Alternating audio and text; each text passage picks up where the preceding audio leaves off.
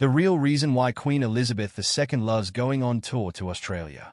Queen Elizabeth II's love for Australia stems from a combination of a deep sense of duty, the natural beauty of the land, and a genuine affection for the Australian people.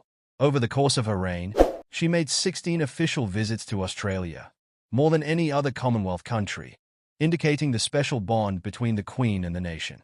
Let's dive into the real reasons why these trips were so important to her. One of the most compelling reasons for Queen Elizabeth II's frequent visits to Australia is her connection with the people.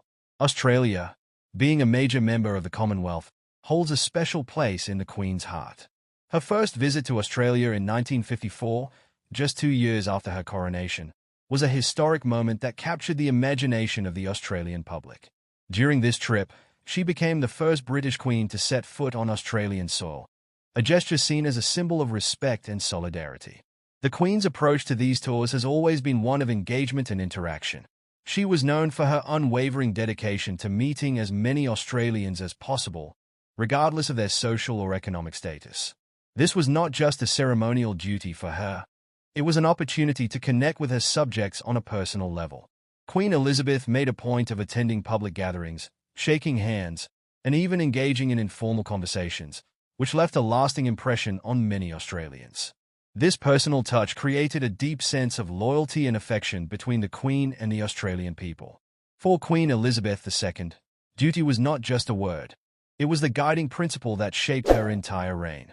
She saw her role as Queen of the Commonwealth as a lifelong commitment, which included promoting unity and strengthening ties between member states. Australia, as a major player in the Commonwealth, was naturally the focus of its interest. The Queen's visits to Australia were often tied to significant national events or celebrations. She attended the opening of the Sydney Opera House in 1973, presided over the Commonwealth Games in Brisbane in 1982, and marked Australia's bicentenary in 1988. These occasions were not only milestones in Australian history but also opportunities for the Queen to emphasise the importance of Australia's role in the global community. Her presence at these events underscored her belief in the significance of the Commonwealth and her commitment to its continued relevance in a changing world. Another reason Queen Elizabeth II loved touring Australia was her appreciation for its unique landscape and wildlife. Australia's natural beauty, from its vast outback to its stunning coastline, provided a stark contrast to the landscapes of the United Kingdom. The Queen was particularly fond of Australia's diverse flora and fauna, which she often mentioned during her speeches and interviews. During her visits, she frequently expressed her admiration for the country's wildlife, including kangaroos, koalas, and other native species. These encounters were not just formal engagements but moments of genuine enjoyment for her. Her love for nature was well documented, and Australia's rich natural environment offered her a chance to indulge this passion. Visits to national parks and nature reserves were a regular feature of her tours, where she could experience the unique beauty of the Australian wilderness firsthand. Queen Elizabeth II also saw her trips to Australia as an essential part of her diplomatic role. As head of state, she played a crucial part in maintaining and strengthening the relationship between Australia and the United Kingdom. Her visits were not only a symbol of goodwill, but also a way to address any political or social changes within the country. Over the years, Australia underwent significant transformations, including debates over becoming a republic and reducing its ties to the British monarchy. Despite these shifts, the Queen's visits often helped to smooth over tensions and reaffirm the strong ties between the two nations.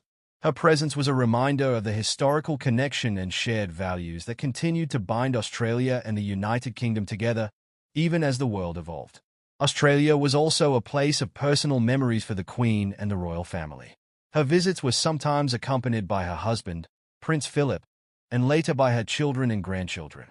These family visits created a sense of continuity and tradition, with each generation of the royal family forming its own bond with Australia. One of the most memorable moments in her relationship with Australia was the immense turnout during her 1954 tour when over 70% of the Australian population came out to see her. The sheer scale of the public's response was a testament to the affection and admiration Australians felt for their Queen. It was clear that these tours were not just official duties. They were opportunities for the Queen to reconnect with a nation that held a special place in her heart. Queen Elizabeth II's visits to Australia also highlighted her appreciation for its culture and traditions.